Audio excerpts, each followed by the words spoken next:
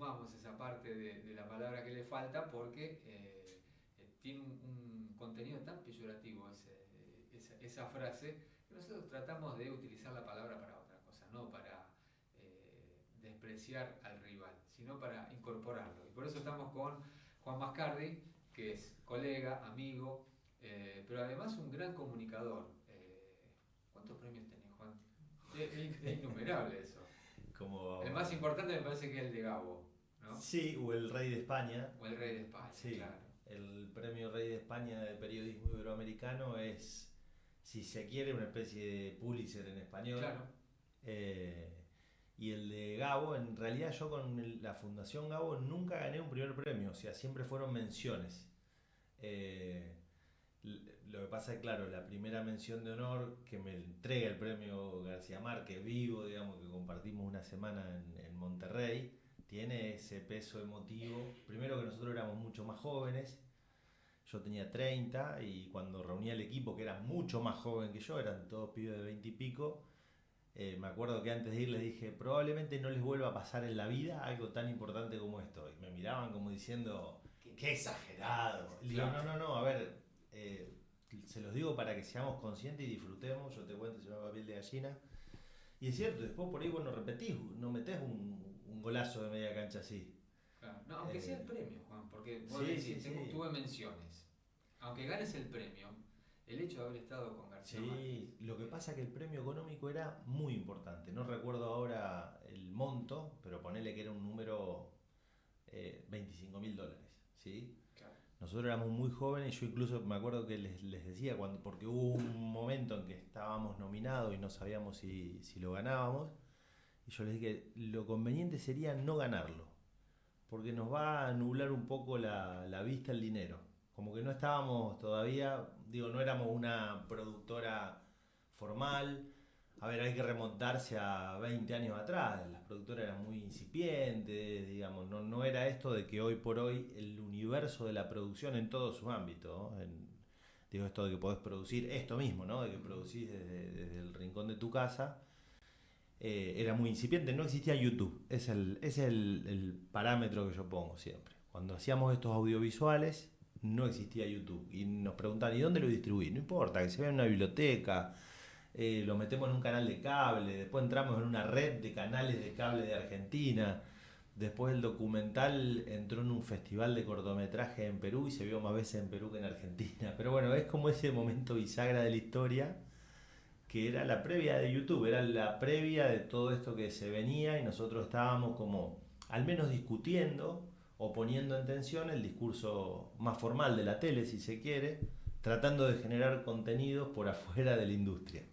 Y nos da un poquito de bronca, digo, a los más grandes, porque en aquella época había que tener una cámara, Bueno, había que tener un editor que supiera totalmente. editar, y a Sí, veces sí. editabas por corte y era No, muy feo porque no había efectos, no había nada. Y totalmente. hoy en día vos decís, bueno, vamos todos con el celular, capturamos unas cuantas imágenes y después el mismo celular te Te permite propone.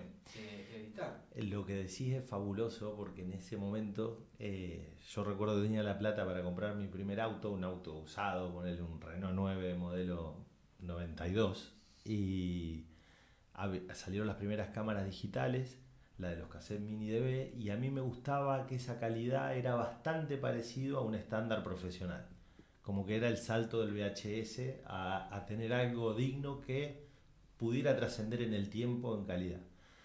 Entonces voy a ver un amigo que tenía un estudio de televisión y le cuento. Y me dice, sí, comprala, comprala.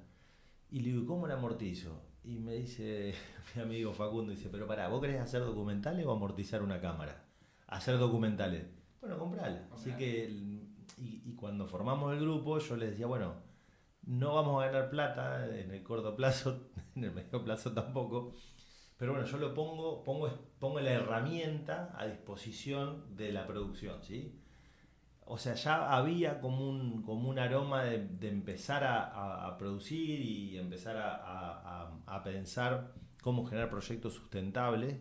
Olvídate que existieran los subsidios y demás, todo eso vino después con los gobiernos de Cristina Kirchner, que fueron, yo creo que fueron como los primeros fueguitos de una industria que tenía las chimeneas apagadas, ¿no? La industria del audiovisual. Así que sí, bueno, para mí, cuando lo recuerdo, yo creo que esa fue como la bisagra en mi vida, una gran bisagra que se corona. Eso fue 2005, 2 años después, con Gabo entregándonos el premio en México, y además que compartimos una semana entera, tuvimos la posibilidad de disertar adelante de él, o sea que yo estaba sentado, estaba García Lupo, Rogelio García Lupo y Gabo, entonces yo hablaba y miraba así y le digo, puta, está García Márquez hablando, encima el documental era de cumbia en radios truchas. Todavía los Palmeras no eran los Palmeras, ¿sí? O sea, todavía no existía una legitimación de la cumbia como género popular, ¿sí? Era una cosa muy de las orillas, un documental muy orillero. Bueno, pero ya contentos porque tienen el vallenato, tienen un montón de ritmos que Felices, son felices. absolutamente legales. Sí, es que eso, viste, yo digo, nosotros somos muy sureños, más grises, no tenemos tantos colores, y ese documental era un documental, como digo yo, de veredas rotas, cosa que en el cine y en Netflix hoy no se ve. Vos ves cualquier película argentina y decís, che, qué lindo. Claro. ¿Dónde? Vos no ves nunca una vereda rota en ninguna serie. Y el nuestro, digo, a mí me gusta hacer audiovisual desde ese lugar. Bueno, si hay un cable, se ve el cable. Claro. O sea, mi mirada de la ciudad de Rosario es con cable. O sea, mirá para cualquier lado. Entonces ahí Con creo... contaminación visual. Ruido, y si es así. La, la, La vida, las le llamo barreras yo, ¿no? arquitectónicas, todo lo que tenemos. Todo, que es todo. Y el cine argentino ha promovido cierta cuestión de esteticismo que yo creo que nos aleja de la mirada más concreta, más real, más sucia, que fue tal vez, bueno, como uno se formó con el nuevo cine argentino, con Estañaro, Pisa Faso, bueno, estaba todo como el prólogo de la crisis del 2001. De ahí venimos, ¿no? Bueno, Juan, hablando de comunicadores, de periodistas, como se quiera llamar, ¿qué tan necesario esto que hablábamos, ¿no? De alguien te dice, bueno, es periodista. ¿Qué tan necesario es tener la aptitud para armar una entrevista?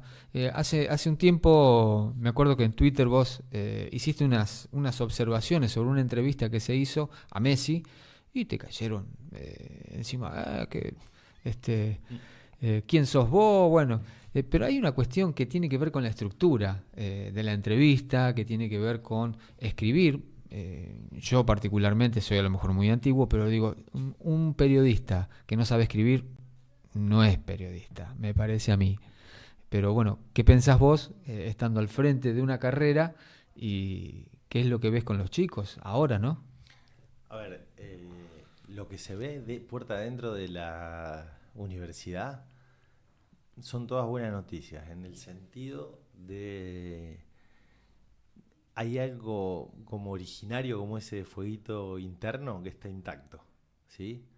Yo 2x3, yo doy una materia que tiene que ver un poco con la convergencia, con los microvideos y demás, pensando para redes en ese sentido, y hay una tensión con el streaming terrible, ¿no? O sea, hay como una defensa casi colegiada del periodismo, y cuando uno lo escucha son pibes de 19, 20 años, ¿sí?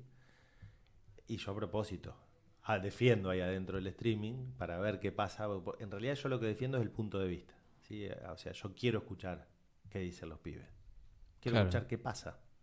Aunque me choque, aunque disienta, aunque no me guste, porque lo más fabuloso que hay dentro de lo que son los ciclos de la vida tiene que ver con cuando las generaciones se asoman y están mostrando algo. Quiero saber qué están mostrando. En ese sentido, claro, aparece un dilema muy fuerte, decís, che, pero ¿y por qué hace entrevista? Y nosotros que nos estamos formando, ¿qué? ¿Sí? Ahí hay una tensión. Yo solo lo suelo pensar desde este lugar. La cultura del entretenimiento existió siempre, o sea, Carlos Menem cerró la campaña del 95 en el programa de Tinelli, mientras Bordón estaba con Mariano Grondona en Hora Clave. O sea, no pasa nada que un entretenedor o un humorista haga una entrevista. ¿Cuál es el problema? ¿Es una entrevista? ¿Es un gag? Bueno, yo tengo el récord de insultos del 2023 después de ese comentario, Uh-huh. la entrevista de Granado a Messi. Porque tal vez lo que yo ponía en tensión es que era la primera entrevista exclusiva después de Messi campeón del mundo, digamos. Entonces me parecía que quien entrevistara a Messi era de alguna manera una especie de embajador del colectivo argentinos. Y quería ir un poquito más lejos, del colectivo futboleros mundiales, ¿sí? Entonces digo, bueno, ahí es donde la entrevista, ¿qué necesita? Una preparación, una investigación del personaje, el diseño de al menos 3 o 4 posibles cuestionarios en función de las posibles respuestas del entrevistado.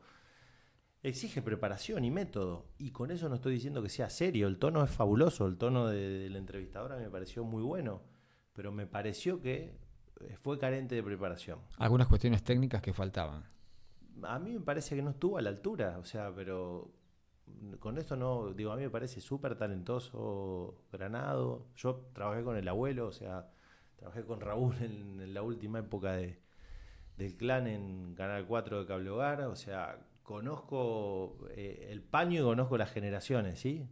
Está bien, por ahí fue un poco duro el tuit que puse, claro, lo que pasa es que era algo súper interesante para discutir o para abrir un debate, no para cerrarlo, ¿sí? Yo tampoco tengo que poner credenciales de por qué digo lo que digo en una red social, o sea, googleenme y van a ver de que estoy preparado para decir lo que digo, incluso equivocándome, y ojalá me equivoque, pero es una opinión y es un punto de vista.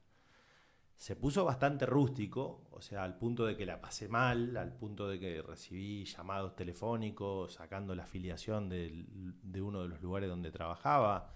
Se puso muy picante la cosa. No la pasé bien, ¿sí? Es como que los primeros insultos te dan un poco de gracia, los 40 que siguen te incomodan un poquito y después te empezás a sentir mal, ¿sí? Como cualquier persona que se la putea, digamos. Uno no hace eso, ¿sí? Por suerte, afortunadamente, creo que para mí fue como también un punto de inflexión de algo que se veía venir, que es la campaña de Milei, digamos, con una carga de violencia absoluta, y fue como el preludio, ¿sí? Es como que la red se estaba preparando desde que la compró Elon Musk en una transformación en una cloaca, lo había dicho Humberto Eco ya hace varios años atrás, dijo, claro. Y uno no lo creía tanto. Che, estará exagerando Eco un poco con lo que dice, pero la vio venir, ¿sí? Franco Berardi, otro filósofo italiano, decía tempesta di merda, ¿sí? Es la tempestad de la mierda. Uh-huh. Y también la vio venir. Bueno, estamos en ese contexto. Y en este contexto son fundamentales los periodistas. O sea, saber escribir, discernir, tener criterio, poner en juego tus habilidades profesionales, la curaduría de la información, saber cuándo es una información fiable y cuándo no, el refuerzo de la ética, ¿sí? Hay una entrevista al Papa que circuló estos días que el Papa habla de los 4 pecados del periodismo, que es fabulosa. La voy a citar mal yo porque el Papa lo dice de forma maravilloso lo que dice, pero bueno, una es la desinformación, es contarte la mitad de las cosas. La segunda es el derecho a la reputación. Una es como ese amor al escándalo, y hace una referencia al amor a... no el amor, ¿no? Pero la obsesión por todo lo cloacal, ¿sí? Y la injuria, ¿no? Entonces, bueno, si nosotros podemos salirnos de eso, contar la verdad completa, no injuriar, respetar la reputación de las personas y no amar el escándalo, creo que tenemos un lindo territorio para comunicar. Lo que pasa es que también hay una desvalorización de todo lo que implica ajustarse a ciertos métodos, Uh-huh. sistemas, Claro. que todo tiene, ¿no? Este no sabe nada, y a lo mejor se lo están diciendo a un tipo que es un científico y que la tiene re clara en algo, y este no sabe nada, porque está de moda esto de ni siquiera tener los conocimientos suficientes y ir contra el otro. Pero digo, ¿cuánto hace al periodismo cuánto mal le hace al periodismo tener personas que por ahí, bueno, se suben y dicen, yo voy a hacer un streaming, voy a hacer esto, y no tienen las condiciones necesarias. ¿Qué tanto daño le puede hacer al periodismo? Yo creo que no, creo que es una sobresaturación, estamos en una era de infoxicación, por eso hablaba de la curaduría. La gente no es tonta, es cierto que ante ese taladro de información, porque justamente es muy diferente a tal vez como uno pensaba la manipulación antiguamente, ahora es la sobreinformación, o sea, te saturo hasta que te canso y no vas a encontrar lo que digo que es un poco lo que hacen también los algoritmos, ¿no? Funcionan con esa lógica. Pero bueno, no, es cuestión de ir pensando en comunidades, en armar comunidades, en pensarnos, a mí me gusta pensar mucho en el periodismo hiperlocal, no pensar solamente el periodismo de las grandes metrópolis, sino pensar el periodismo de barrio, el periodismo contestatario, el periodismo que no se conforma con el poder, el periodismo que es periodismo más allá de los presidentes, de los gobiernos, de los intendentes que vayan pasando, porque nosotros quedamos, o sea... Vos fijate en este momento que vos lees y a algún comunicador que pensaba que estaba doblado por ahí decía, no, pero era periodista, o sea, como criticaba a Cristina, critica a Milei, lo criticó a Alberto en su momento. Bueno, somos periodistas, o sea, y vamos a incomodar. No nos queda otra porque es nuestro rol, nuestra tarea. Ahí quizás más que el streaming, el que más daño hace es el periodista, que nos han dicho a todos, siempre nos dicen el ensobrado. Sí, bueno, sí, pero sí. hay realmente ensobrados que hablan de un lado o de otro, ¿no? Se ponen, y después si el otro, si quien no le paga se la manda, lo critican, pero si el que le está pagando se la manda, no dicen nada. Digo, eso me parece que le hace más daño, ¿no? Al periodismo. Sí, a ver, yo en ese sentido... Porque son periodistas además. Sí. A ver, en ese sentido... Para mí, digamos, voy a decir algo que por ahí es una verdad de perogrullo, pero tiene que ver con las líneas editoriales. Nosotros sabemos cuál es la línea editorial de un grupo, cuál es la línea editorial de otro grupo. Yo creo que lo peor que ocurrió fue la grieta, que para mí no existió como tal, porque la política es disputa. O sea, esto que aparecía, ¿no? La sociedad crispada. Y sí. Si pensamos diferente, si tenemos una cosmovisión distinta de cómo es la sociedad, la política es disputa, y es disputa de poder, y esa disputa va a ser fuerte. Lo que no es una guerra, no es amigo o enemigo. Eso es el nazismo. Claro. Porque al enemigo hay que destruirlo, acá no hay que destruirlo. Es fuerte la disputa, y es política. Eso es la democracia. Claro, bueno, y es el respeto a la minoría. Lo que vemos en las redes es la Geheimstattpolizei, ¿no? Claro. Que te va siguiendo y a ver qué haces, qué dijiste. Sí. Y si dijiste algo que no me gusta, te voy a disciplinar. Bueno, pero por eso lo cité al Papa. El derecho a la reputación. No te pueden estar mostrando algo que vos escribiste hace 20 años. Probablemente cambiaste, ¿sí? O sea, y si cometiste un pecado está saldado. Ya está.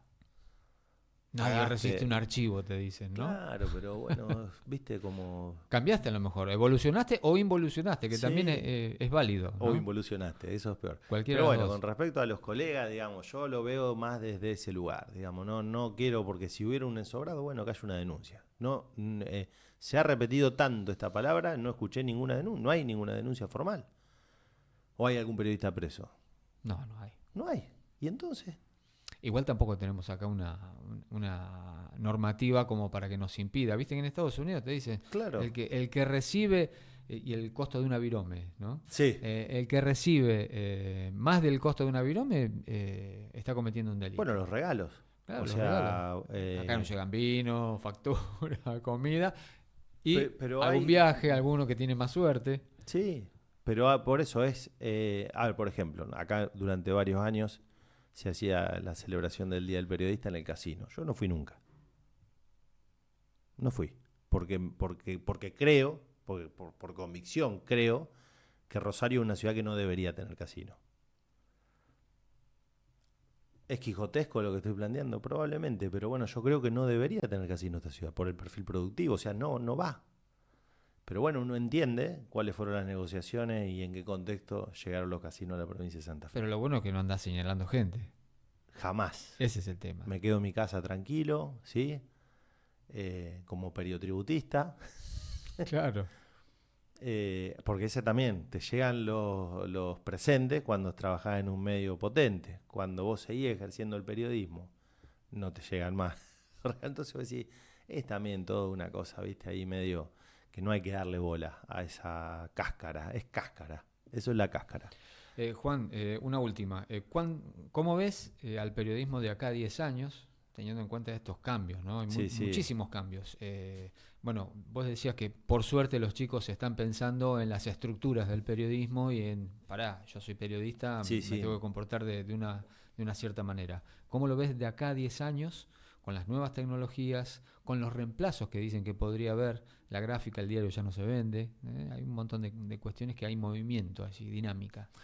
A ver, yo veo un periodismo, por un lado, más humano, más sensible, más ético, muy digital, o sea, embarrado en lo digital, trabajando con la inteligencia artificial, verificando los datos de forma permanente. Veo que hay algo que sí creo que se va a definir, que es la web, digamos, tal cual como la conocimos. Me parece que vamos a ir cada vez a un universo mucho más atomizado, ¿sí? A medios que por ahí no tengan web, ¿sí?